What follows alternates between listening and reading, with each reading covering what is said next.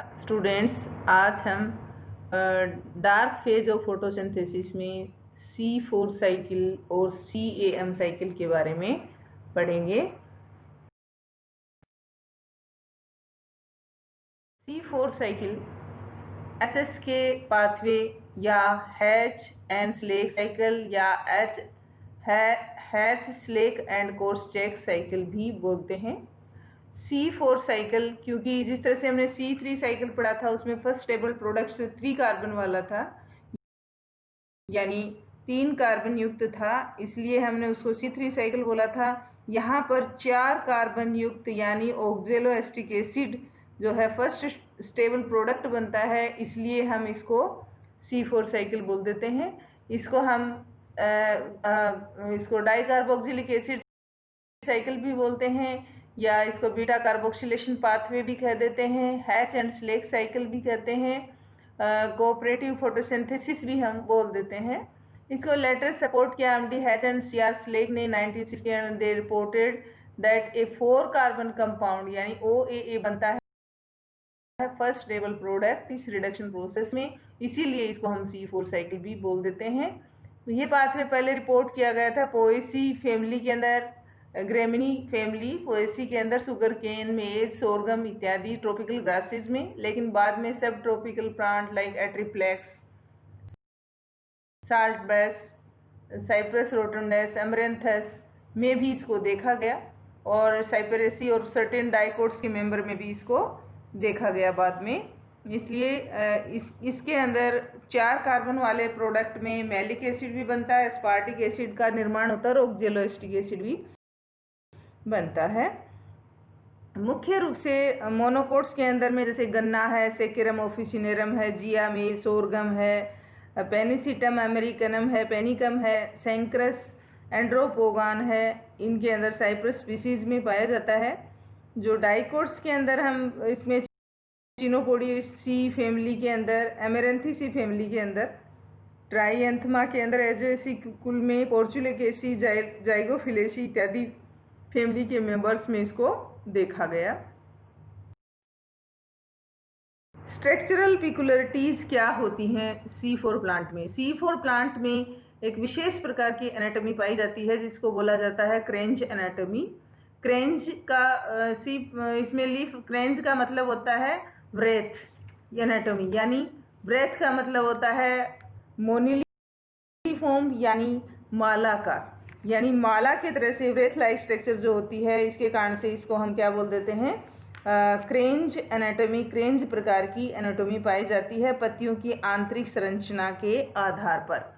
Vascular bundle होते हैं C4 plant की लीव्स में, surrounded by a layer of bundle sheath that contain large number of chloroplast, यानी इसमें वस्कुलर, ये जो डायग्राम में आप देख रहे हो ये अपर एपिडर्मिस है, ये मेसोफिल सेल्स हैं, ये इस मेसोफिल के अंदर पाए जाते हैं क्लोरोप्लास्ट, और सेंटर में है वस्कुलर बंडल जिसमें जाइलम और फ्लोएम पाया जाता है, दोनों मिलकर वस्कुलर बंडल बना रहे हैं, और बंडल की चारों तरफ पाई जाती है बंडल शीथ, जैसे कि आप यहाँ पर देख रहे हो। और इसके अलावा ये है मीजोफिल। तो यहाँ पर बंडल, वस्कुलर बंडल को घेरते हुए यानी माला के रूप में, जैसे माला लपेटी हुई है ऐसे पाई जाती है बंडल शीथ, और बंडल शीथ के चारों तरफ फिर से व्रैथ के रूप में ही पाए जाते हैं मीजोफिल टिश्यू की लेयर्स यानी मीजोफिल सेल्स, और ये लोअर एपिडर्मिस है जिसमें स्टोमेटा पाए जाते हैं। तो इसमें यानी क्या पाए जाते हैं? बंडल शीथ जो होती हैं रेडियली इलोंगेटेड रहते हैं, बाहर की तरफ इस तरह से इलोंगेटेड होती हैं, और बंडल वस्कुलर बंडल के चारों तरफ माला के रूप में पाई जाती हैं, और इसके चारों तरफ फिर से मीजोफिल भी क्या होती है? माला के रूप में ही व्यवस्थित रहते हैं। तो इस प्रकार की एनाटॉमी को हम क्या बोल देते हैं? क्रेंच एनाटॉमी। और क्रेंच बहुत ज़्यादा कॉम्पैक्टली अरेंज रहते हैं, इसमें इंटरसेलुलर स्पेसेस या तो होते नहीं या फिर बिल्कुल छोटे होते हैं। C4 प्लांट्स के बंडल शीथ में, जो बंडल शीथ की सेल्स होते हैं उसमें भी क्लोरोप्लास्ट पाए जाते हैं, और मीजोफिल में भी क्लोरोप्लास्ट पाए जाते हैं। बंडल शीथ के क्लोरोप्लास्ट यहाँ साइज से आप देख रहे हो साइज में बड़े होते हैं, जबकि मीजोफिल के क्लोरोप्लास्ट साइज में छोटे होते हैं।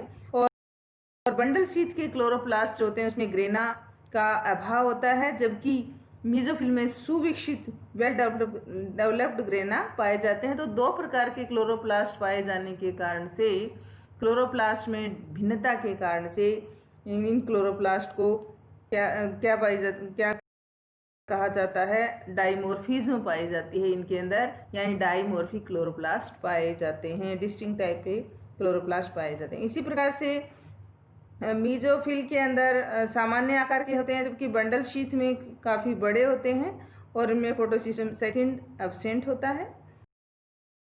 बंडल शीथ सेल्स में पाया जाता है राइबोलोज 1,5 डाइफोस्फेट, यहाँ पर पाया जाता है राइबोलोज 1,5 डाइफोस्फेट, जबकि मीजोफिल सेल के क्लोरोप्लास्ट में पाया जाता है एंजाइम PEP कार्बोक्सिलेज एंजाइम पाया जाता है। अब यहाँ दो प्रकार के एंजाइम पाए जाते हैं और दो प्रकार के ही क्या पाए जाते हैं, क्लोरोप्लास्ट पाए जाते हैं, और दोनों के अंदर दो बार कार्बन का फिक्सेशन होता है, डाइमॉर्फिक है, दो बार, एक बार बाहर की तरफ होगा, फिर एक बार अंदर की तरफ जाकर इसमें फिक्सेशन होगा। तो इस तरह से डाइमॉर्फिक क्लोरोप्लास्ट मीजोफिल सेल में क्लोरोप्लास्ट स्मॉल साइज के होते हैं, वेल डेवलप्ड ग्रेना होते हैं, लेस डेवलप्ड स्ट्रोमा होते हैं। यहाँ मीजोफिल सेल में PS2 सेकेंड और PS1 दोनों प्रेजेंट होते हैं। नॉन साइक्लिक फोटोफॉस्फोरिलेशन होता है, ATP और NADPH2 दोनों बनते हैं। स्ट्रोमा में PEP कार्बोक्सिलेज एंजाइम पाया जाता है, लेकिन रूबिस्को एब्सेंट होता है। CO2 एक्सेप्टर क्या होता है, 3 कार्बन युक्त होता है, फोस्फोइनोल पायरिक एसिड होता है, और यहाँ पर RUBP नहीं पाया जाता। फिर first stable product OAA oxaloacetic acid होता है। बंडल शीथ में क्या होते हैं, क्लोरोप्लास्ट की साइज बड़ी, स्ट्रोमा मोर डेवलप्ड होते हैं, ग्रेना पुअरली डेवलप्ड होते हैं, PS1 प्रेजेंट होता है, PS2 एब्सेंट होता है। नॉन साइक्लिक फोटोफॉस्फोरिलेशन इसमें नहीं होता। स्ट्रोमा के अंदर रूबिस्को एंजाइम पाया जाता है, लेकिन PEPCO का अभाव होता है। CO2 एक्सेप्टर यहाँ कौन होगा, रूबिस्को, RUBP होता है, राइबोलोज 1,5 डाइफोस्फेट, जो कि हमने C3 साइकिल में पढ़ा, 5 कार्बन वाला, but absence of phospho enol pyruvic acid का अभाव होता है। C3 cycle takes place and glucose synthesis take place. To carry out C3 cycle, both ATP and NADPH2 come from mesophil cell chloroplast. दोनों ही ATP और NADPH2 जो होते हैं वो कहाँ से मिलते हैं, मीजोफिल मिलते हैं। यहाँ पर हम इसमें देख रहे हैं C4 साइकिल को। C4 साइकिल जो है ये यहाँ पर आप किसका देख रहे हो डायग्राम, ये है मीजोफिल क्लोरोप्लास्ट और ये है bundle sheath chloroplast. Mesophyll chloroplast के अंदर यहाँ आप एक बार CO2 का फिक्सेशन देख रहे हैं। CO2 का फिक्सेशन एक बार यहाँ होता है, यहाँ CO2 आई, फास्फोइनोल पायरिक एसिड है, PEP कार्बोक्सिलेज एंजाइम पाया जाता है जो CO2 को एक्सेप्ट करता है, फास्फोइनोल पायरिक एसिड इस कार्बोक्सिलेज एंजाइम के प्रेजेंस में बना लेता है oxaloacetic acid. Oxaloacetic acid further aspartic acid में भी कन्वर्ट हो सकता है, और एस्पार्टिक एसिड होता है वो भी ऑक्जेलोएस्टिक एसिड में कन्वर्ट हो सकता है। ऑक्जेलोएस्टिक एसिड जो है NADPH2 का उपयोग करते हुए और किसका फॉर्मेशन कर लेता है, यहाँ पर मेलिक डिहाइड्रेज एंजाइम की उपस्थिति में मेलिक एसिड का फॉर्मेशन कर लेता है, और ये मेलिक एसिड जो है बंडल मीजोफिल क्लोरोप्लास्ट से बंडल शीथ के अंदर इंटर कर जाता है। मेलिक एसिड जो कि कितने कार्बन वाला होता है, 4 कार्बन वाला होता है malic acid. Now this malic acid, अब यहाँ पर क्या होगा, ये बंडल शीथ का क्लोरोप्लास्ट है, यहाँ पर जो CO2 वहाँ पर फिक्स हुई थी यहाँ पर वापस से लिबरेट होती है। तो मेलिक एसिड प्लस क्या है उसका NADP है, और उससे फिर क्या होगा, यहाँ पर मेलेट एंजाइम की उपस्थिति में पायोरेट बन जाता है, पायरिक एसिड, और CO2 यहाँ लिबरेट होगी, और यहाँ पर जो NADPH2 काम में लिया था ऊपर वो यहाँ पर वापस लिबरेट हो गया है। यहाँ जो बनी हुई CO2 है इसको आप राइबोलोज 1,5 डाइफॉस्फेट जो कि कहाँ पर प्रेजेंट है, बंडल शीथ के क्लोरोप्लास्ट में प्रेजेंट है, तो वो CO2 को यहाँ पर एक्सेप्ट करेगा और वही C3 साइकिल यानी केल्विन साइकिल यहाँ पर स्टार्ट हो जाएगा। PGA बनेगा, PGAL बनेगा, इस तरह से केल्विन साइकिल के थ्रू कार्बोहाइड्रेट का फॉर्मेशन इसमें हो जाएगा।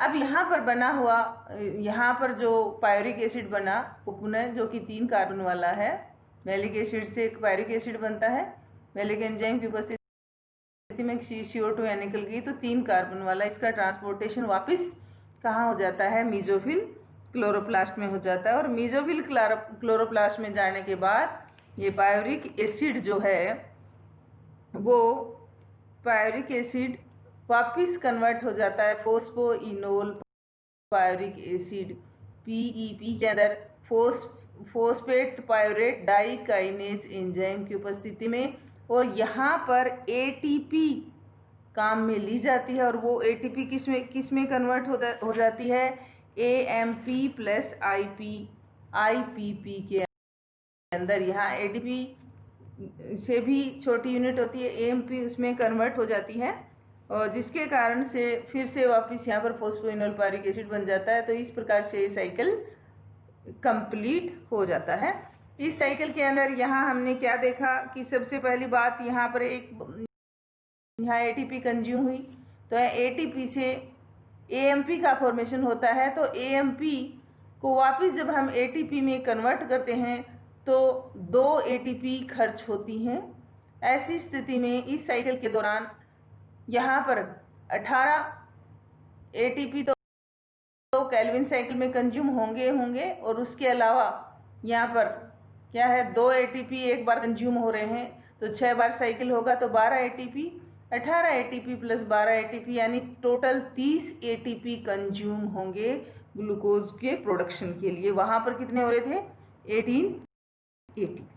अब इसमें हमने दूसरी इसकी स्ट्रक्चरल पेक्युलरिटी में क्या देखा कि सबसे बड़ी इसकी इम्पोर्टेंट बात क्या है कि इसके अंदर जो रूबिस्को एंजाइम जो होता है उसकी क्या नेचर होती है कि वो उसका ड्यूअल बिहेवियर प्रदर्शित करता है। यानी जब वो इन्वायरमेंट में ऑक्सीजन की अत्यधिक कंसंट्रेशन के संपर्क में आता है तो ऑक्सीजनेज एक्टिविटी उसकी चालू हो जाती है, यानी ऑक्सीजन के साथ बाइंड हो जाता है, जिसके कारण से क्या हो जाता है, फोटो रेस्पिरेशन शुरू हो जाता है। और जब कार्बन डाइऑक्साइड की कंसंट्रेशन ज़्यादा होती है तो ऐसी स्थिति में CO2 के साथ जुड़ जाता है। तो दोनों के साथ जुड़ने की प्रवृत्ति की वजह से यानी फोटो रेस्पिरेशन की संभावना बढ़ जाती है। लेकिन C4 साइकिल में आप क्या देख रहे हैं कि बाहर की तरफ यहाँ पर रूबिस्को यानी RUBP कार्बोक्सिलेज एंजाइम है ही नहीं, तो इन्वायरमेंट की O2 के साथ जुड़ने का सवाल ही पैदा नहीं होता, जिसके कारण से यहाँ पर फोटोसिंथेटिक इफिशियंसी बढ़ जाती है। तो C4 साइकिल में फोटो रेस्पिरेशन नहीं होने के कारण से फोटोसिंथेटिक रेट ज़्यादा पाई जाती है। अब यहाँ रिएक्शंस देख लेते हैं मेसोफिल में क्या क्या हो रही हैं। तो मेसोफिल में PEPA phosphoenol pyruvic acid, CO2H2 phosphoenol pyruvic carboxylase enzyme जो कि मेसोफिल में ही पाया जाता है, ऑक्जेलोएस्टिक एसिड बन गया। उसके बाद स्टेप सेकंड में oxaloacetic acid plus NADPH2 malic dehydrogenase enzyme की उपस्थिति में मैलिक एसिड बन गया। अब ये मैलिक एसिड जो है थर्ड स्टेप में किसमें कन्वर्ट, ये मैलिक एसिड जो है ऑक्जेलोएस्टिक एसिड में भी कन्वर्ट हो सकता है ट्रांसएमिनेशन के द्वारा। ये aspartic acid amino group transfer के कारण से एस्पार्टिक एसिड में परिवर्तित हो सकता है। और जब ये फिर के बाद या फिर ये मैलिक एसिड किसमें कन्वर्ट कहाँ चला जाएगा, बंडल शीथ सेल्स में, यानी जहाँ पर सेकंड बार कार्बोक्सिलेशन होगा, कार्बन का अटैचमेंट होगा।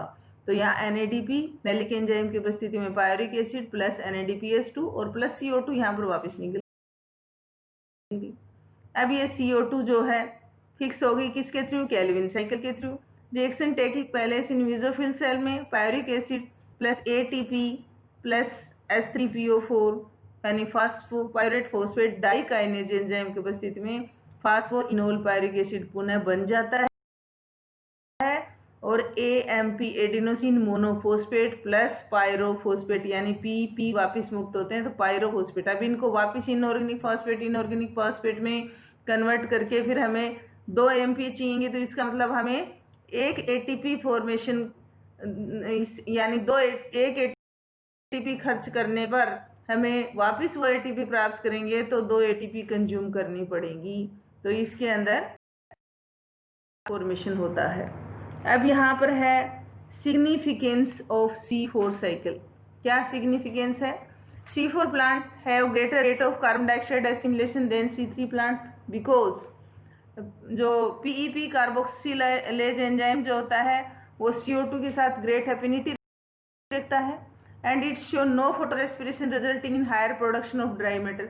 अगर यहाँ पर रुबीज को होता तो वो O2 के साथ एफिनिटी रख लेता, जिससे फोटो रेस्पिरेशन की रेट बढ़ जाती और फोटोसिंथेसिस की रेट कम हो जाती। C4 plant are better adapted to environmental stress than C3 plant. C3 plant की तुलना में C4 प्लांट हार्श कंडीशन में ज़्यादा एडेप्टेड रहते हैं।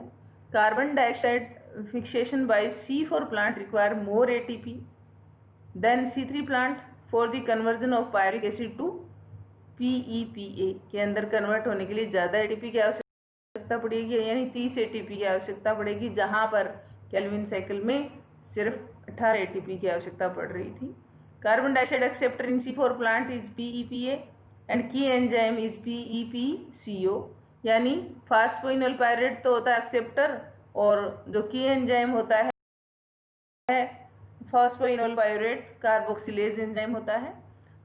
ये also they can very well grow in saline soil because इसमें क्या होता है 4 कार्बन वाला ऑर्गेनिक एसिड प्रेजेंट होते हैं, इसलिए ये सैलाइन सॉइल में भी इजीली ग्रो कर सकते हैं।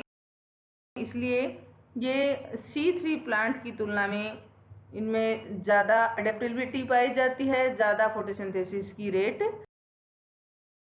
ग्रेसुलेशन एसिड मेटाबॉलिज्म साइकिल यानी CAM साइकिल फुल फॉर्म है ग्रेसुलेशन एसिड मेटाबॉलिज्म साइकिल, क्योंकि ये क्रेसुलेसी कुल के फैमिली के मेंबर्स में पाया जाता है, इसलिए इसको हम बोल देते हैं ग्रेसुलेशन एसिड मेटाबॉलिज्म यानी CAM साइकिल।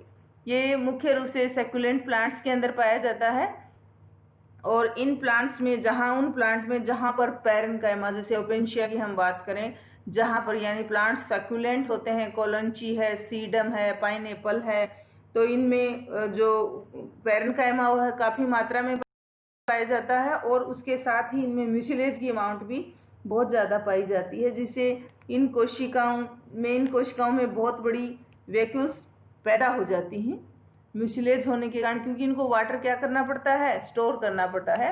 तो it is a mechanism of photosynthesis which occur in succulent some other plants of dry habitats where the stomata remain closed during the day time and open only at night, यानी जहां पर scoto active movement होता हो। The process of photosynthesis is similar to C4 plant, but instead of spatial separation of initial PEP case fixation and final Rubisco fixation of CO2, 2 steps occur in the same cell। यानी वहां पर हमने क्या देखा था कि एक fixation जो CO2 का हो रहा था वो फिक्सेशन कहाँ हो रहा था, मीजोफिल सेल के अंदर हो रहा था, मीजोफिल सेल के क्लोरोप्लास्ट में हो रहा था, और दूसरी बार जो फिक्सेशन हो रहा था और जो केल्विन साइकिल हो रहा था वो किस में हो रहा था, बंडल शीथ के क्लोरोप्लास्ट के अंदर। तो ऐसी स्थिति में वहां पर 2 सेल्स काम में आ रही थी और एक यहाँ पर 2 स्टेप्स हो रही हैं, और दोनों स्टेप्स कहाँ पर हो रही हैं, एक ही सेल में, यानी in the stroma of mesophyll chloroplast, but at different time. लेकिन हो रही क्या है, वहां पर एक ही साथ हो रही थी, लेकिन यहाँ पर डिफरेंट टाइम में हो रही हैं, यानी एक स्टेप नाइट में हो रही है और दूसरी स्टेप डे में हो रही है। तो C4 प्लांट में क्या हो रहा है, एक इवेंट 2 सेल में हो रही है और यहाँ पर एक इवेंट एक ही सेल में हो रही है, लेकिन डिफरेंट टाइम्स में, यानी नाइट और डे में अलग अलग हो रही है। एग्जाम्पल अभी मैंने बताया, सीडम है, कैलेंचो है, ओपेंशिया है, पाइनएप्पल है, इनके अंदर ये पाया जाता है। CAM प्लांट के जो मुख्य रूप से ग्रेसुलेसी कुल के अंदर ये देखा गया था, इसलिए इसका नाम ये पड़ गया है, लेकिन इसमें कुछ कौन कौन से क्रैसुलेसी है, कैक्टेसी है, ऑर्किडेसी, लिलिएसी, एस्क्लीपिडिएसी, ब्रोमेलिएसी, यूफोर्बिएसी, इनके अंदर भी ये पाया जाता है। इसी प्रकार से कुछ टेरिडोफाइट्स एंड जिम्नोस्पर्म्स में भी ये साइकिल देखा गया। इसके क्या कैरेक्टर्स हैं? स्टोमेटल मोमेंट स्कोटोएक्टिव, यानी stomata remain close during the day and opens in night. Presence of monomorphic chloroplast, इसमें एक जैसे ही होते हैं पूरे में। Stroma of chloroplast carries both, chloroplast के स्ट्रोमा में दोनों ही एंजाइम पाए जाते हैं, पीईपी कार्बोक्सिलेज एंजाइम और आरयूबीपी रुबिस्को एंजाइम्स, जिसको हम बोल देते हैं राइबोलोज कार्बोक्सिलेज एंजाइम। और इसमें क्रेन्ज एनाटॉमी नहीं पाई जाती जो कि C4 प्लांट में देखी थी। It is more similar to C4 plant than C3 plant. इससे किससे सिमिलरिटी रखता है? C4 प्लांट्स के। In this plant pH decrease during night and increase during the day time, यानी इसमें डे और नाइट का। यहाँ पर हम इस साइकिल को देख सकते हैं जिसमें showing CO2 uptake from outside during night and its utilization in photosynthesis during daytime। रात को CO2 का अपटेक करते हैं ये, और दिन में उसका फोटोसिंथेसिस में यानी उसका यूटिलाइजेशन कर लेते हैं, यानी उसका रिडक्शन कर लेते हैं। तो यहाँ इसके अंदर मैकेनिज्म में क्या है कि इनकी पत्तियां जो रंध्र जो होते हैं नाइट में, यानी यहाँ हम क्या देख रहे हैं? डार्क। यहाँ इस बाउंड्री सेल एक ही है, लेकिन टाइम कौन कौन से हैं? अलग अलग हैं, नाइट और डे। तो यहाँ हम क्या देख रहे हैं? नाइट में क्या हो रहा है? ये जो है फोस्फोइनोल पायोरिक एसिड है, ये क्या कर रहा है? CO2 को एक्सेप्ट कर रहा है। ये किससे आया था? स्टार्च से। स्टार्च के से बनने वाला PEP फोस्फोइनोल पायरिक एसिड ने CO2 को एक्सेप्ट किया। एक्सेप्ट करने के बाद इसने जब फोस्फोइनोल पायरिक एसिड ने जब CO2 को एक्सेप्ट किया तो ये इसमें जो कि इसके साइटोप्लाज्म में है मौजूद, और ये किस में कन्वर्ट हो गया? ऑक्जेलोएसिटिक एसिड में कन्वर्ट हो गया, जो कि 4 कार्बन वाला है। ये 3 कार्बन का था। ऑक्जेलोएसिटिक एसिड का रिडक्शन हुआ, रिडक्शन होते ही इसमें परिवर्तित हो गया, ये मेलेट में यानी मेलिक एसिड में कन्वर्ट हो गया, जो कि 4 कार्बन का है। और ये फिर कहाँ पर यहाँ पर कहाँ स्टोर हो गया? ये इसकी सेल की मीजोफिल सेल्स की वैक्यूल्स के अंदर स्टोर हो गया है। इस तरह से रात में ही CO2 का फिक्सेशन किसके फॉर्म में हो गया? मेलेट के फॉर्म में हो गया। रात को ये काम इसने कर लिया है, CO2 को फिक्स कर लिया है। अब दिन के समय, यानी यहाँ पर सेल दूसरी नहीं है, टाइम दूसरा है। दिन के समय मेलिक एसिड ये फिर से जो साइटोप्लाज्म में आ जाएगा। कहाँ से? वैक्यूल के अंदर स्टोर था, वैक्यूल से कहाँ आ गया? साइटोप्लाज्म में। और इसके वापिस से क्या होगा? डिकार्बोक्सिलेशन होगा, और डिकार्बोक्सिलेशन होते ही वापिस CO2 यहाँ से लिबरेट हो जाएगी, और इसका क्या बन जाएगा? पायरिक एसिड बन जाएगा। पायरिक एसिड बनने के बाद पायरिक एसिड जो है वो रिवर्स वापिस फास्फोइनोल पायरिक एसिड में कन्वर्ट होगा। फास्फोइनोल पायरिक एसिड से स्टार्च का फॉर्मेशन होगा, स्टार्च फिर से फोस्फोइनोल पायरिक एसिड का फॉर्मेशन कर देगी, या फूड रिजर्व फूड के रूप में स्टोर हो जाएगी। यहाँ पर जो CO2 लिबरेट हुई वो दिन के समय क्या होगा? उस CO2 का फिक्सेशन होगा, CO2 का रिडक्शन होगा, और इसमें इसके अंदर क्या होगा? रुबिस्को एंजाइम इसको क्या करेगा? राइबोलोज 1,5 डाइफॉस्फेट के साथ क्या अटैच करवाएगा और बन जाएगा 3-फॉस्फोग्लिसरिक एसिड। वही केल्विन साइकिल जो कि हमने पढ़ा। उसके बाद आगे का फिक्सेशन इस केल्विन साइकिल के थ्रू होगा और कार्बोहाइड्रेट का फॉर्मेशन हो जाएगा, यानी किसका फॉर्मेशन हो गया? शुगर का। और नाउ शुगर या तो ट्रांसलोकेट होगी शुगर फॉर्म में प्लांट के विभिन्न पार्ट में, या फिर ये किस में हो जाएगी? स्टार्च के अंदर रिजर्व फूड के रूप में कन्वर्ट हो जाती है, और रिजर्व फूड वापस क्या होगा? इस प्रकार से रात्रि में और दिन में अलग अलग बिहेव करता है। इस साइकिल की सबसे महत्वपूर्ण बात क्या है कि CO2 फिक्सेशन की प्रक्रिया तो रात में हुई और CO2 रिडक्शन की प्रक्रिया दिन में हुई। ये दोनों ही क्रियाएं कहाँ हो रही है? एक ही सेल के अंदर हो रही है। देख रहे हो आप, एक ही सेल है।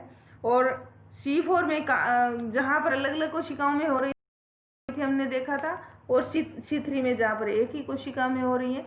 दोनों प्रकार के एंजाइम भी आप क्या देख रहे हो? एक ही कोशिका के अंदर है। यहाँ पीईपी है कार्बोक्सिलेज एंजाइम, यहाँ पर रुबिस्को है, दोनों एक ही कोशिका के अंदर मौजूद हैं। और जो मैलिक एसिड बन रहा है वो कहाँ पर कलेक्ट होता है? वैक्यूल्स के अंदर कलेक्ट होता है। इसके अतिरिक्त यहाँ पीईपी कार्बोक्सिलेज एंजाइम दिन के समय तो क्या होगा? इनएक्टिव होगा, और रात के समय एक्टिव होता है। इसकी विशेषता होती है, रात के समय पीईपी एक्टिव रहेगा और दिन के समय पीईपी इनएक्टिव रहेगा। और इस प्रकार से क्या हो जाता है? इसके कारण से कार्बोहाइड्रेट का फॉर्मेशन हो जाता है। सी अब है इकोलॉजिकल सिग्निफिकेंस क्या है सीएम प्लांट की, इनमें क्या इकोलॉजिकल सिग्निफिकेंस पाई जाती है? सी4 प्लांट की भी हमने सिग्निफिकेंस पढ़ी। These plants are ecologically significant होते हैं बिकॉज क्यों? They can reduce rate of transpiration. अब अगर इनमें दिन में स्टोमेटा खुलते हैं तो ट्रांसपिरेशन के कारण से वाटर का लॉस होता और ये प्लांट क्या हो जाते? डाई हो जाते। लेकिन ये क्या कर लेते हैं? अपना जो काम है वो रात्रि में कर लेते हैं और उसके बाद दिन में स्टोमेटा बंद रखते हैं। Rate of transpiration during and are well adapted to dry and hot habitats. The stomata remain closed during the day and open at night when water loss is little due to prevailing low temperature। और CM plant के अंदर क्या पाए जाते हैं? पेनकाइमेटस sales पाई जाती हैं जो कि बड़ी होती हैं और वैक्यूलेटेड होती हैं, इसलिए इनमें ये एडेप्टेशन आए। दीज वैक्यूल्स क्या काम आती हैं? स्टोर करती हैं मैलिक एसिड को और दूसरे एसिड्स को लार्ज अमाउंट में अपने अंदर स्टोर भी कर लेती हैं। CM plant increase their water use efficiency and secondly through its enzyme PP carboxylase they are adapted to extreme hot climate में भी इनके ऊपर कोई दिक्कत नहीं आती। CM plant can also obtain in CO2 compensation point of 0 at night and in this way, यानी right में इनको ये नहीं है कि इन नाइट में क्या कर रहे हैं, ये फोटोसिंथेसिस हो ही नहीं रहा, CO2 को कंजप्शन कर रहे हैं, तो 0 इसमें कंपनसेशन पॉइंट ये प्राप्त कर लेते हैं रात में। इन दिस वे यानी ये steeper gradient for CO2 uptake compare to, यानी बहुत ज़्यादा CO2 अपटेक कर लेते हैं C3 प्लांट की तुलना में। They lack a real photosynthesis during daytime and growth rate is far lower than in all other plants with the exception of pineapple। इनमें रियल फोटोसिंथेसिस नहीं होता ड्यूरिंग डे टाइम में क्योंकि इन्होंने रात को ही CO2 को फिक्स कर लिया था। दिन में रियल नहीं होने के कारण से इनमें बहुत कम ग्रोथ रेट होती है कुछ प्लांट्स को छोड़कर। तो इस प्रकार से प्लांट्स और C4 प्लांट्स के बारे में उनकी कौन सा साइकिल पाया है उनके बारे में हमने पढ़ा। Thank you.